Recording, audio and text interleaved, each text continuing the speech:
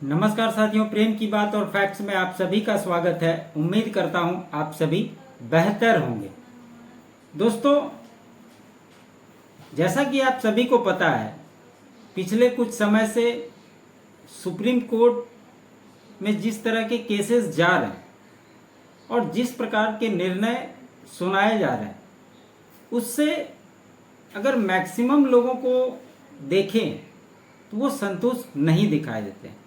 और ये भी देखने के लिए मिला कि कुछ गिने चुने वकील, जो इस देश के जाने माने बड़े वकील, अगर उनका इन्वॉल्वमेंट उन केसेस में होता है तो उस पर त्वरित सुनवाई होती है सुप्रीम कोर्ट के द्वारा, और ये स्पष्ट रूप से दिखाई देता है। लेकिन जब से जस्टिस बी.आर. गवई सीजीआई बने हैं,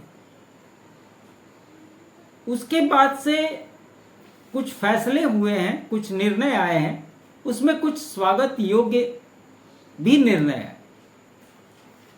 एक तो वक्फ अमेंडमेंट बिल 2025 पे जो सुनवाई हो रही थी, और पूर्व सीजीआई खन्ना साहब जब रिटायर होने वाले थे, उनके समय में जो सुनवाई थी वो आगे बढ़ा दिया गया और उस पर सुनवाई हुई गवई साहब की बेंच के द्वारा, और उस पर जो चीज़ कहा गया वो भी स्वागत योग्य था। साथ ही साथ नेशनल हाईवे वाले केस में भी जिस प्रकार ने कोर्ट ने निर्णय दिया कि हाईवे के अंदर या उसके रूट में कोई भी मंदिर, मस्जिद या किसी भी तरह की चीज़ें आती है जो इलीगल, उसको तत्काल प्रभाव से तोड़ने का कार्य किया जाए और उसकी मॉनिटरिंग की जाए। जो ऐप बनाया है सरकार ने, उसको प्रमोट करने की भी बात की गई। एक और पीआईएल दाखिल हुआ था जो वक्त 1995 एक्ट का था, उसके खिलाफ, और इस पे जो सुप्रीम कोर्ट ने कहा है वो बड़ा ही मज़ेदार है और इसको आप सभी को जानना भी चाहिए कि इसके मायने क्या हैं। क्योंकि कहीं ना कहीं जब 95 एक्ट को 2025 से आप देखेंगे तो बार बार आप देखेंगे कि इसमें आर्टिकल 14, 15, 16, 17, 21, 25 इसके उल्लंघन का लगातार चर्चा होता रहा, और ये इसी के खिलाफ पीआईएल दाखिल की गई थी, उसी की सुनवाई हो रही थी। आपको ये भी पता होना चाहिए कि वक्त का जो एक्ट है वो 3 एक्ट है, एक 1995 का, एक 2013 में हुआ था, और अभी जो अमेंडमेंट हुआ है 2025 में, ये तीनों एक्ट हैं। लेकिन 1995 का बराबर चर्चा होता है।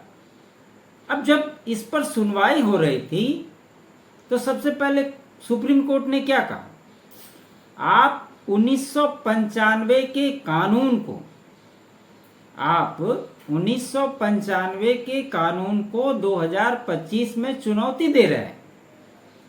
हम 1995 के कानून को अब चुनौती देने की इजाजत क्यों दें? हम देरी के आधार पर इसे खारिज कर देंगे। यह साफ साफ सुप्रीम कोर्ट ने पहले ही वर्डिंग में यही बात कहा। इस पर जो बात हुई, इस पे जो सवाल उठाए गए वो बड़ा ही दिलचस्प थे। चीफ जस्टिस साहब ने कहा कि इसमें इतनी देरी क्यों हुई, उस पे उन्होंने सवाल उठाया। ये सुनवाई भी जस्टिस बी.आर. गवई और जस्टिस अगस्टीन मसी की खंडपीठ कर रही थी। पीठ ने, इसमें जो याचिका करता है उनका नाम है निखिल उपाध्याय, और उन्होंने ही 1995 अधिनियम को चुनौती दी है। और इनके जो वकील हैं वो हैं अश्विनी उपाध्याय। आप जानते हैं कि अश्विनी उपाध्याय को PIL मैन भी कहा जाता है। सुनवाई के दौरान चीफ जस्टिस साहब ने कहा, याचिकाकर्ता के वकील अश्विनी उपाध्याय से पूछा कि 1995 अधिनियम को अब क्यों चुनौती दी जा रही है। ये उनका फिर से सवाल था, सबसे पहला सवाल था कि इसको अभी क्यों चुनौती दी जा रही। इस पर अश्विनी उपाध्याय जी ने कहा कि हम सिर्फ 1995 नहीं 2013 के संशोधन को भी चुनौती दे रहे हैं। उसके बाद CJI साहब ने कहा कि इसमें भी 12 साल हो गए और फिर इस बात को रिपीट की कि हम देरी की वजह से केस को खारिज कर देंगे। ये उन्होंने 2 बार दोहराया। उसके बाद जवाब देते हुए अश्विनी उपाध्याय ने कहा कि सुप्रीम कोर्ट पहले से ही 2020-21 में पूजा स्थल अधिनियम 1991 और राष्ट्रीय अल्पसंख्यक आयोग अधिनियम 1992 को चुनौती देने वाली याचिकाओं पर सुनवाई कर रहा है। जब आप 91 और 92 की याचिकाओं को सुनवाई कर सकते हैं तो 95 और 2013 को आप क्यों नहीं सुनेंगे। इसका सुप्रीम कोर्ट के पास कोई जवाब नहीं था। उसके बाद याचिकाकर्ता ने वक्फ संशोधन अधिनियम 2025 द्वारा संशोधित वक्फ अधिनियम 1995 की कई धाराओं की संवैधानिक वैधता को चुनौती देते हुए तर्क दिया है कि ये प्रावधान संविधान के अनुच्छेद 14, 15, 21, 25, 26, 27 के विरुद्ध है। और आपने देखा होगा कि जब कपिल सिब्बल साहब 2025 वक्फ एक्ट के अपोजिट केस लड़ रहे थे तो वो बार बार इन अनुच्छेदों का जिक्र कर रहे थे और कह रहे थे कि ये उसकी अवहेलना है। और यही बात तो आज अश्विनी उपाध्याय कह रहे हैं। तो यहां भी मामला मैच हो जा रहा है। अब इस पे वो क्या तर्क देंगे वो तो आने वाले समय में पता चलेगा, लेकिन लड़ाई को बड़ा जबरदस्त बना दिया गया। इसके बाद याचिकाकर्ता ने यह भी तर्क दिया कि केवल मुसलमानों के पास ही उनकी धार्मिक संपत्तियों को संभालने से संबंधित कानून है और अन्य धर्मों के पास ऐसा कोई कानून नहीं है। इसलिए यह तर्क दिया गया कि वक्फ अधिनियम 1995 भेदभावपूर्ण है। मुस्लिमों के लिए तो आपने कानून बना दिया, बाकी जो लोग हैं उनके लिए आप क्यों नहीं कानून बना देते। आप चूंकि पूरे देश का एक जब कानून है तो उसी के हिसाब से उसके प्रावधान होने चाहिए।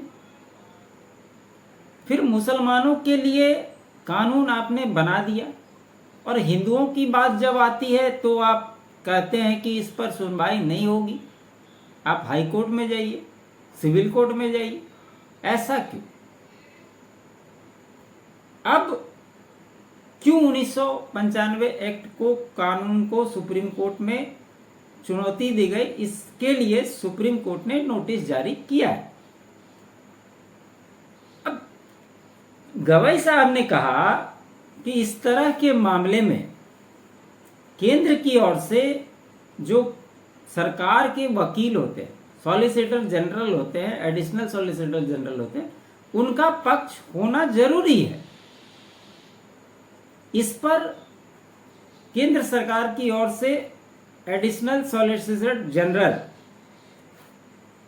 ऐश्वर्या भाटी जी जो वो अपेयर होते हैं और उन्होंने कहा कि अदालत ने 2025 संशोधन को चुनौती देने वाली याचिकाओं के साथ 1995 अधिनियम की चुनौती को जोड़ने की अनुमति नहीं दी थी। आप उसको इसको मिलाइए मत। हालांकि वर्तमान याचिका को 1995 अधिनियम को चुनौती देने वाली पहले से लंबित याचिका के साथ जोड़ने पर कोई आपत्ति नहीं है, इन्होंने स्पष्ट रूप से कह दिया। और प्लेसेस ऑफ वर्शिप एक्ट की जो बात आप देखते हैं कि लगातार होती है इस देश में, तो इसमें कई सारे मुस्लिम पक्ष की ओर से आपने सुना होगा कि वो 1991 प्लेसेस ऑफ वर्शिप एक्ट की बात करते हैं और यथास्थिति बहाल करने की बार बार बात करते हैं कि ये सुप्रीम कोर्ट ने कहा। तो फिर हिंदुओं के लिए 1947 के समय का ही नियम क्यों लागू हो, ये सबसे बड़ा सवाल है। और इसे अन्य संबंधित मामले के साथ टैग कर दिया गया। एक याचिका जो प्लेसेस ऑफ वर्शिप एक्ट की थी वो विष्णु शंकर जैन ने दाखिल की हुई थी, उसके साथ भी इस मामले को टैग किया गया। अब उसके वकील रहेंगे विष्णु शंकर जैन और इस मामले के वकील रहेंगे अश्विनी उपाध्याय। अगर इस मामले में अश्विनी उपाध्याय के जगह कोई और वकील होता तो सुप्रीम कोर्ट जो बार बार इस बात को रिपीट कर रहा था कि इतने पुराने मामले को हम क्यों सुने, देरी की वजह से हम इसको खारिज कर देंगे। तो जो बात उन्होंने कही वो कहते नहीं, इसको खारिज कर दिए रहते। ये एक बड़ा बात है। और इसमें यह भी कहा गया कि इसे अन्य संबंधित मामले के साथ टैग कर दिया जाए। इस याचिका में केंद्र सरकार और सभी राज्य केंद्र शासित प्रदेशों को प्रतिवादी बनाया जाए, ये उन्होंने साफ साफ कहा।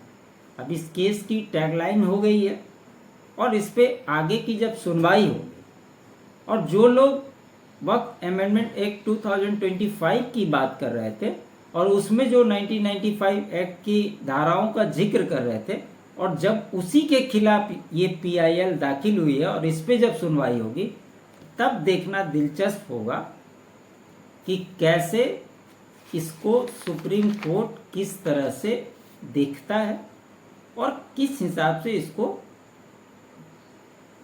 सुनाया जाता है। इसलिए मैंने कहा कि सुप्रीम कोर्ट को अंततः झुकना ही पड़ा और ये स्वागत योग्य कदम आप कह सकते हैं सुप्रीम कोर्ट का, क्योंकि अगर कोई अच्छे फैसले होते हैं और उस पर सही रूप से कार्रवाई होती है तो निश्चित रूप से उसका स्वागत होना चाहिए। तो इस पर आगे क्या कुछ होगा वो आने वाले समय में पता चल ही जाएगा। उम्मीद करता हूँ आपको मेरा ये विश्लेषण अच्छा लगा। अच्छा लगे तो लाइक ज़रूर कीजिएगा, अधिक से अधिक शेयर कीजिएगा और चैनल पे नए हैं सब्सक्राइब जरूर कीजिए। मेरे अल्टरनेट चैनल फैक्ट्स को भी आप लोग सब्सक्राइब कीजिए। चैनल के लिए कंट्रीब्यूट भी आप कर सकते हैं। स्क्रीन पे QR कोड और बाकी डिटेल आपको डिस्क्रिप्शन में भी मिल जाएगी। आप सभी का बहुत बहुत धन्यवाद। जय हिंद, जय भारत।